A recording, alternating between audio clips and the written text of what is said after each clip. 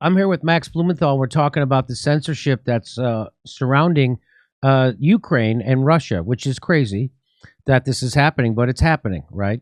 Now, remember, if you watch our other videos, you know that this is a situation that was instigated very much largely by NATO and the United States and Joe Biden. And there was a coup, and no one ever talks about that. There's been so there's a lot of stuff. And so now, so go watch our other videos so you get up to speed. It's nothing what the establishment news is telling you. So get up to speed. And so now, and then while you're doing that, also go make a reservation for our shows in Houston and Dallas and Tampa and Orlando, West Palm, Miami, also Des Moines and Omaha, everywhere. We're going everywhere. So go to jimmydorecomedy.com for a link for those tickets. But here is the censorship that's happening.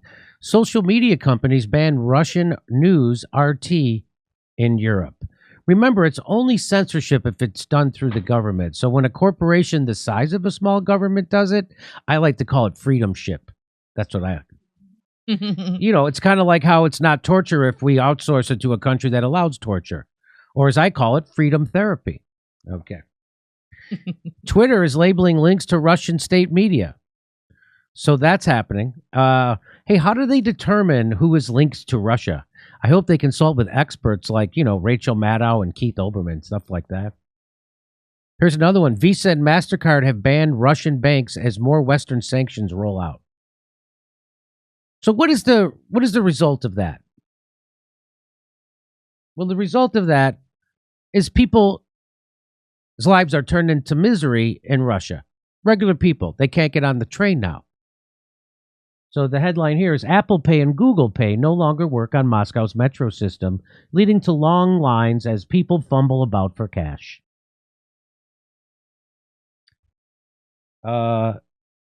Munich Philharmonic sacks their conductor, Valery Gergiev, over failure to denounce Putin. The move leaves classical star isolated after he was dropped by his management over his refusal to end support for a criminal regime. I think Dennis Rodman got less shit for hanging out with Kim Jong-un than this guy does. Right? Isn't that wild? Do you want to comment on any of this so far, Max, about this crazy censorship that's happening? Well, there's a Russian restaurant here in Washington, D.C. that I believe had its windows smashed during a pro-Ukraine rally.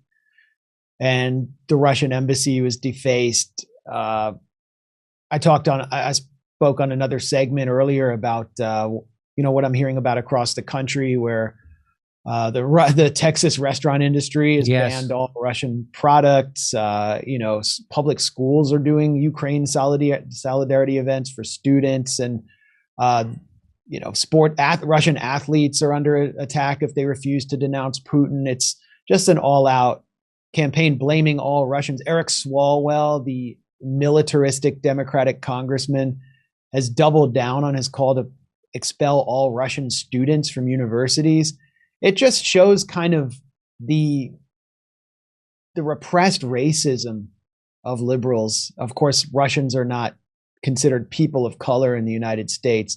Maybe we could say the repressed xenophobia. But they attacked Donald Trump for putting Mexican and Honduran children in cages, rightly so.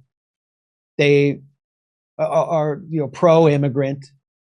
They are so tolerant. They have these signs on their lawns about how love is love, we believe in science, and Black Lives Matter. But they have to express some kind of fascistic denigration of an outgroup in order for them to maintain their political and national identity. And the Russians play a convenient role there. And so all Russians are being targeted, regardless of whether they have any affiliation with the government or not. This also includes, I don't know if you're planning to mention this, correspondents for RT or RT America, they're having their personal accounts labeled as a form of blacklisting. Their personal Twitter accounts, which have nothing to do with RT, are being labeled Russian state media. So Caleb Maupin, Rachel Blevins, Afshin Ratanzi, who's at RT UK, all of them are having their personal accounts labeled. And the point is to intimidate them and make them feel so castigated that they quit their jobs, which were probably the only jobs they could get in media, because corporate US media is closed off to anyone who doesn't want regime change in Russia and China and every other country that's an official enemy. They're trying to cause a staffing crisis at RT. And what do we see here? You're seeing Russia removed from the SWIFT system. So it's basically removed from the financial transfer system of the world economy, because the world economy is based around the dollar. You're seeing Russian citizens unable to use their Apple Pay. You're seeing, and so they can't get on the subway. You're seeing Visa and all these other, and tech companies ban, castigate Russia, ban Russian shows from Netflix. Netflix is, getting rid of Russian shows. It means that the U.S., this is the essence of U.S. empire. U.S. empire is not just military bases abroad. It is control over the international financial system and the major corporations. And the Pentagon and the US government can come in and tell them what to do and has command. And that means that even people in Russia are subjected to the commands of Washington. And anyone should take that as a lesson, actually. I mean, you talked before, Jimmy, about central bank digital currency and the danger of that. If you are relying entirely on a digital payment system, then you're under the control of the empire. And those Russians are going to have to actually go get their paper money out again to pay for their subway fare. Actually, China is doing its own digital payment systems, creating its own infrastructure independent of the US, so it won't be easily punished that way. But this is what the fourth industrial revolution means if AI and digital currency is still controlled by the one country that rules the world financial system, the United States and its empire. And it means that people will be more easily controlled around the world if they are entirely dependent on digital currency. So that guy got sacked as a Philharmonic's conductor, not for something he said, but for something he didn't say. Yeah, well, you have to. This is loyalty oaths time. This is about loyalty oaths. That's what this was. He wouldn't give a loyalty oath. I'm surprised people aren't wearing, yellow and blue Ukrainian armbands in Congress now. Jesus Christ! I bet they will. They got their pendants. And I mean, and that happened in Germany, which is shocking, huh? Anyway, without explanation or notice, Spotify has removed "Bam Necessary" from their platform, but we're not going anywhere. By any means necessary. Is that what that is? Their handle is "Bam Necessary." Yeah. So that's called by any means necessary on Radio Sputnik. So it's one of the only, I would say, radical left-wing Black American shows broadcasting on U.S. radio. Really? All right. And so it was by the way, so they removed it without explanation. It's almost like Joe Rogan wasn't the end of corporate censorship, isn't it? It's almost like once you start with censorship, that shit just keeps going. Here we are. Italy's main university in Milan just banned teaching Fyodor Dostoevsky because he's a Russian writer. What? Dostoevsky was sent to Siberian labor camp for reading banned books in Tsarist Russia. We are reaching levels of hatred and stupidity that I thought were never possible. But Dostoevsky, I mean, come on, that sounds a little too Russian, doesn't it? I call him Freedom Donnelly. That's what I call him. And here's this. Do you remember when this happened? Do you know what this is?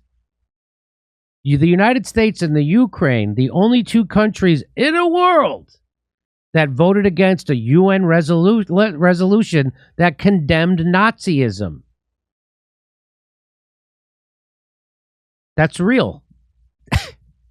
So the U.S. voted against that, and they said it was because it would inhibit free speech, while Ukraine voted against it because it had pro-Russian bias. So I'm all for free speech. And the argument's just weird that the government takes a stand internationally for free speech, even for Nazis, and meanwhile wants Joe Rogan silenced.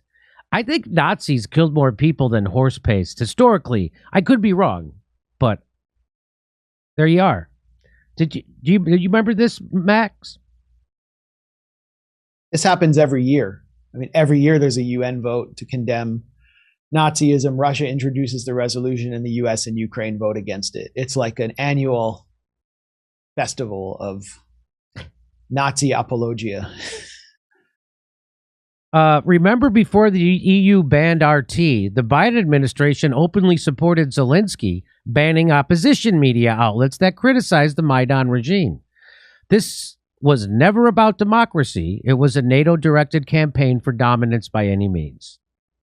So Zelensky in Ukraine, people don't know this because they never talk about it. He shut down the opposition or critical media in his country and imprisoned the leader of the opposition party. And that's who we're on the side of. And the State Department cheered him on and encouraged him to do it, pushed him to do it. That was what they wanted. That was the outcome that the U.S. State Department wanted. They don't want Ukraine to be a democracy. That's right.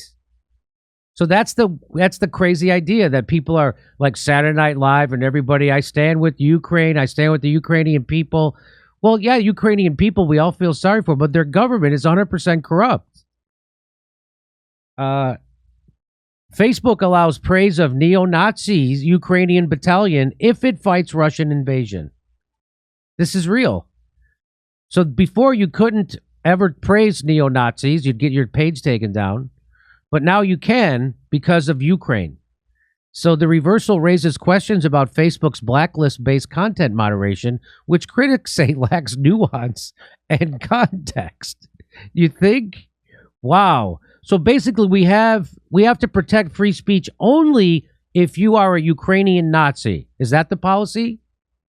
Yeah, you can buy neo-Nazi gear on Amazon. There are Azov Battalion sweatshirts on Amazon right now. But it's worse than that. I mean, you have the U.S. and European countries encouraging military veterans to go over there and fight. And presumably they would be fighting alongside the Azov Battalion, which is one of the main fighting forces in the field right now. Here's Garland Nixon, friend of the show. He says, I'm restricted from using Facebook for 30 days for sharing pictures of Ukrainians holding a Nazi flag. So it looks like they're getting caught. You know what I mean? It's like, here, this is funny, but also ridiculously sad. So this is from the Federation of International Feline. This is a statement regarding the situation in Ukraine. You wait till you hear this, Max. It says the board of the Federation International Feline feels it cannot just witness these atrocities and do nothing. So it has decided that as of March 1st, 2022, no cat bred in Russia may be imported and registered in any Fife pedigree book outside Russia, regardless of which organization issued its pedigree. Also, no cat belonging to exhibitors living in Russia may be entered at any Fife show outside Russia, regardless of which organization these exhibitors hold their membership in. So isn't that nice? They're discriminating against cat owners in Russia. If you're a Russian cat owner, your cat is now a non-cat. This is really happening. Go ahead, Max. Are the Russian dog owners still able to kind of participate in international federations? I mean, this is the real Pussy Riot, if you know what I'm talking about. That's what I'm saying.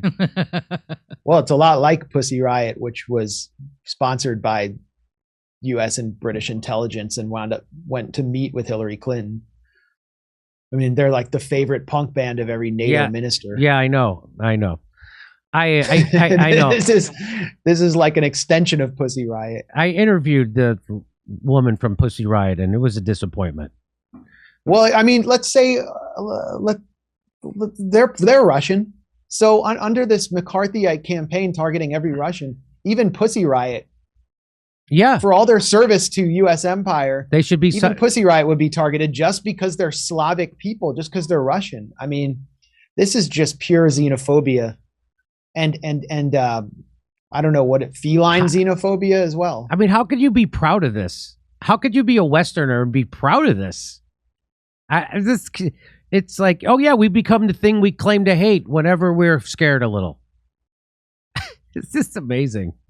Yeah, like I remember like the Christian right was pushing their whole anti-gay marriage campaign, and they would say like, we only hate the sin, we don't hate the sinner. Like even they would try to separate gay people from the thing that the policy they were against, even though whatever, they were wrecking their lives.